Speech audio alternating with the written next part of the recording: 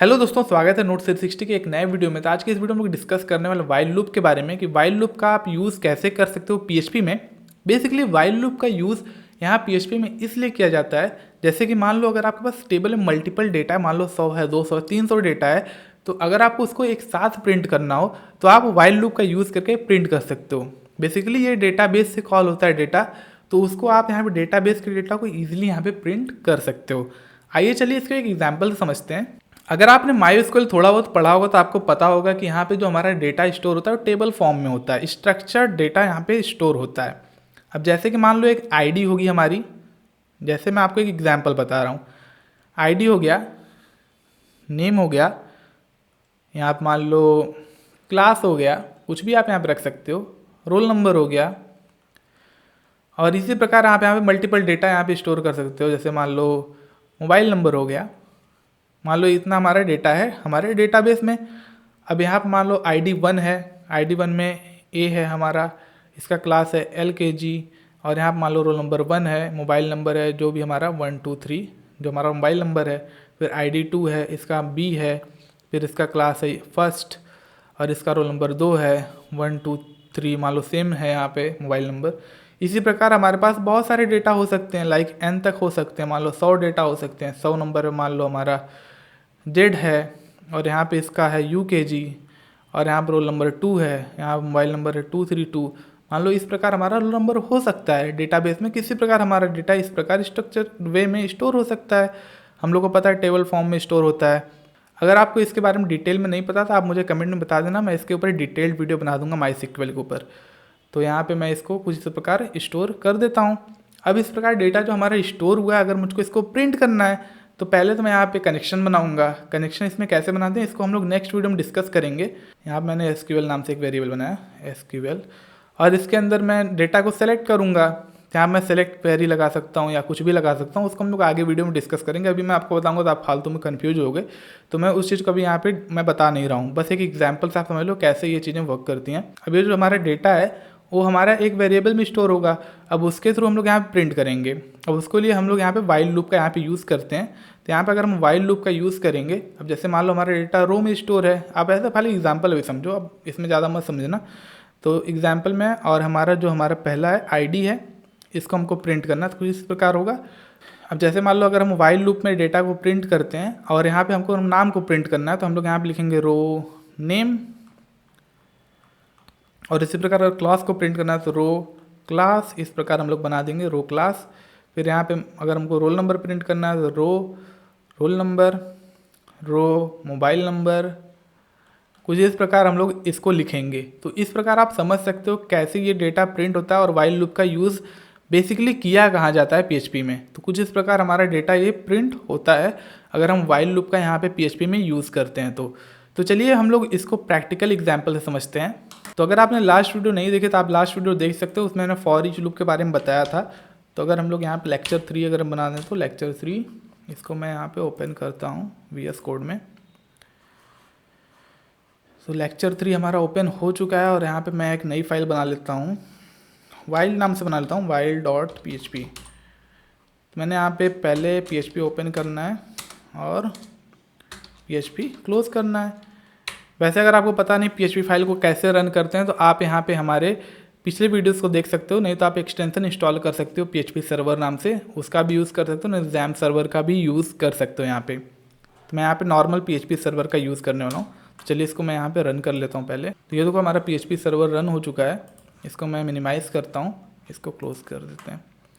अब यहाँ हम लोग कोड लिखना चालू करेंगे। अब जैसे मान लो कि यहाँ पे हमको नंबर्स प्रिंट करने, लाइक 1 से 100 तक, 1 से 200 तक नंबर्स प्रिंट करने, तो कैसे करेंगे आप यहाँ पे उसके लिए वाइल लूप का यूज़ कर सकते हो। कैसे करेंगे, मान लो यहाँ पे मैं एक नम नाम का वेरिएबल बनाया, नंबर में हम लोग डाल देते हैं 1, फिर मैं लिखता हूँ वाइल लूप।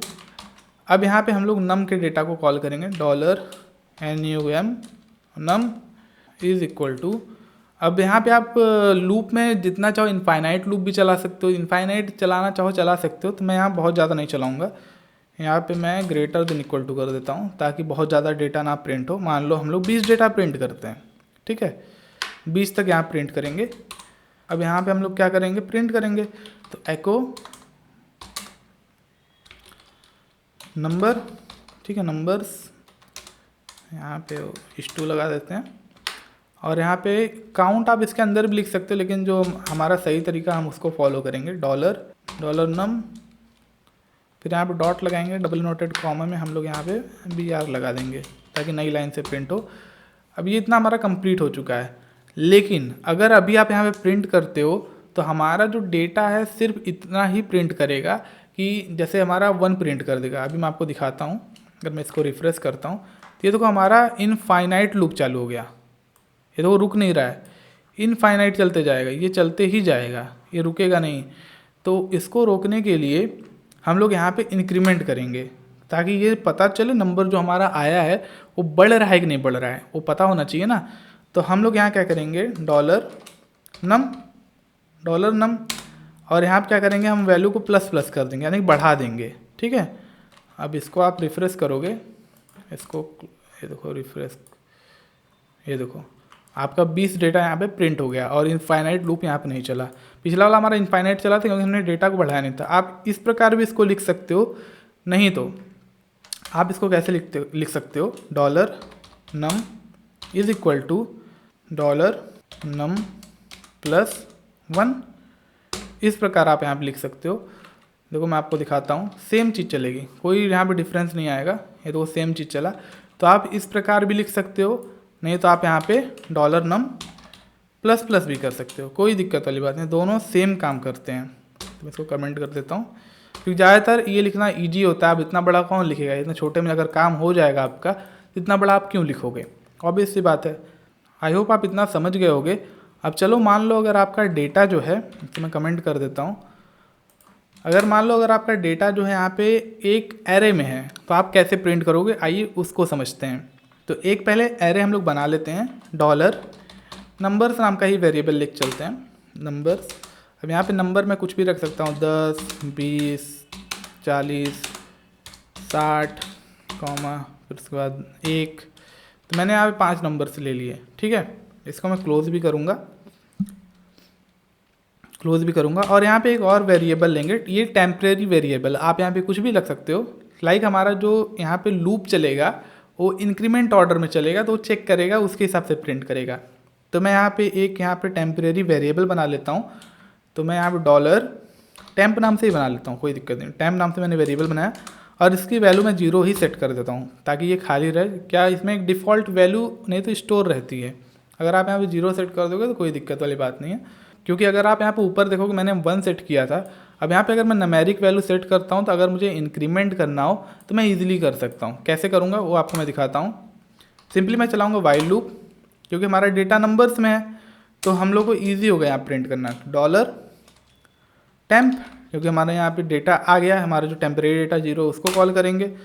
फिर कितना चेक करेंगे, ग्रेटर देन यहाँ पे चेक करेंगे और यहाँ पे लिखेंगे काउंट यहाँ पे एक मतलब फंक्शन होता है जो मतलब चेक करता है, काउंट करता है और तब तक डेटा काउंट करता है जब तक कि हमारा जो डेटा यहाँ पे एरे में दिया हुआ है वहाँ तक ना पहुँच जाए। अब देखो हमारा डेटा कितना, मान लो 60 तक हाईएस्ट है तो 60 तक काउंट करेगा, तो इस प्रकार ये काउंट करेगा डॉलर। अब हम लोग का जो वेरिएबल है नंबर्स, उसको हम पास करेंगे नंबर्स, ओके। अब मिडिल वाला करली ब्रेसेस ओपन क्लोज करेंगे और यहाँ पे वाइल लूप हमारा स्टार्ट हो गया। अब यहाँ पे हम इसको प्रिंट करेंगे एको, हमारा नंबर है तो यहाँ पे नंबर्स आप कुछ भी लिख सकते हो, कोई दिक्कत वाली बात नहीं, नंबर्स। और यहाँ पे जैसे मैंने डॉट लगा के लिखते हैं, तो यहाँ पे हमारा जो है डॉलर नंबर्स और यहाँ पे हमारा जो है टेम्प है, टेम्प को यहाँ लिखेंगे क्योंकि टेम्प में हमारा डेटा जो है काउंट करके स्टोर कर रहा है और ये तभी ट्रू होगा जब हमारा ये अगर ये मिलेगा तभी ये ट्रू होगा, नहीं तो बढ़ते जाएगा। ऐसा इसमें कंडीशन में लिखा है कि अगर ये डेटा मिलता है तो उसको प्रिंट करो, अगर नहीं मिलता है तो वो मतलब फिर से दोबारा टेम्प वाले में जाएगा और चेक करेगा 0 है कि नहीं, फिर उसका नीचे आएगा, फिर वो ऐसे लूप में चलता रहेगा। कुछ इस प्रकार ये काम करता है। अब मुझे इसको करना है BR, यानी कि ब्रेक करना पड़ेगा। नई लाइन से मैं अगर लिखना चाहूँ तो मैं लिखूँगा BR और इसको क्लोज कर दूँगा। तो हमारा इतना काम हो गया। और हमारी जो टेम्परेरी डेटा है उसको हमको बढ़ाना भी तो पड़ेगा, क्योंकि अगर बढ़ाएंगे नहीं तो ये लूप पूरा कंप्लीट नहीं होगा। क्योंकि आपने ऊपर जैसा देखा कि हमने जो लूप चलाया था इनफाइनाइट चलने लगा था, अगर मैं इसको यहीं छोड़ देता हूँ तो ये भी इनफाइनाइट चलेगा। तो यहाँ मैं प्लस प्लस कर दूंगा ताकि ये वैल्यू बढ़ती रहे, यहाँ चाहे तो यहाँ पे 1 हो जाए, फिर यहाँ पे 2 हो जाए, 3 हो जाए, 4 हो जाए, 60 तक चेक करें। इस प्रकार यहाँ पे इसको मतलब लिखा गया है। अगर मैं इसको रन करता हूँ तो देखो हमारा जितना डेटा था, जितना नंबर था वो प्रिंट हो चुका है। तो कुछ इस प्रकार आप एरे के डेटा को यहाँ पे प्रिंट कर सकते हो। नेक्स्ट वीडियो में लोग बात करेंगे डू वाइल लूप के बारे में। यहाँ पे हमने एक टॉपिक छोड़ दिया है कि हम लोग डेटाबेस के डेटा को कैसे यहाँ प्रिंट कर सकते हैं, जैसा कि मैंने आपको एग्जांपल में जो बताया था, क्योंकि हमने अभी डेटाबेस के यहाँ पढ़ा नहीं है। आगे आने वाली वीडियोस में हम लोग डेटाबेस जब पढ़ेंगे तो हम लोग उस टेबल वाले डेटा को, जैसा मैंने आपको एग्जाम्पल में बताया था, वैसे उस डेटा को कॉल करके प्रिंट करके देखेंगे कि वो डेटा हमारा प्रिंट होता है कि नहीं।